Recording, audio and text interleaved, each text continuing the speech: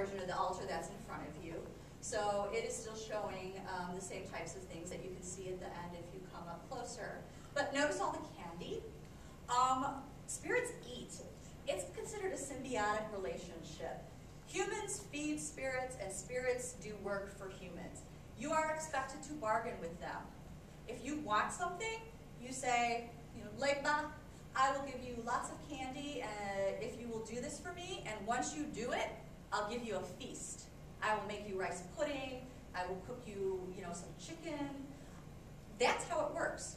You would never bargain really with Christian God. That's kind of unseemly to bargain with God. But voodoo spirits expect it. They want to be fed, and they're willing to work for it. Ursula, girly girl, you promise her some jewelry, some perfume, and you ask her to do some work for you. And you always promise them what you're going to pay them after they perform. So the question I inevitably get at this time is, what happens when nothing happens? Doesn't that prove that the spirits don't exist? If you think about it, people pray to God a lot. Not every single thing comes true. We assume that as an elevated spirit, a god, he or she is making decisions about what favors to grant. Same thing with these guys. You're offering to make a deal with them, and you're asking for a specific something. They may or may not choose to give it to you.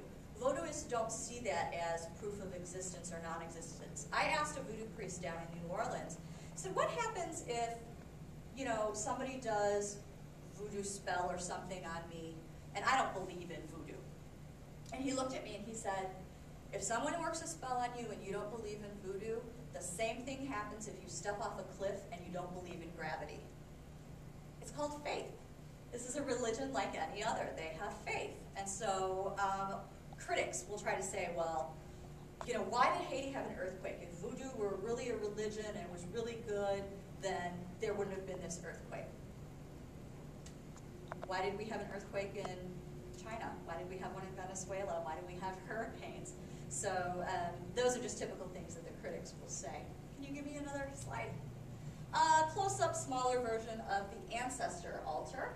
Ancestors are always kept separate from the loi, and that's because they're two separate groups. They're not the same thing. When I'm talking to my ancestors, I want to have some quiet time with grandma, and when I'm dealing with the spirits, I have a separate area for those as well. All right. I've titled this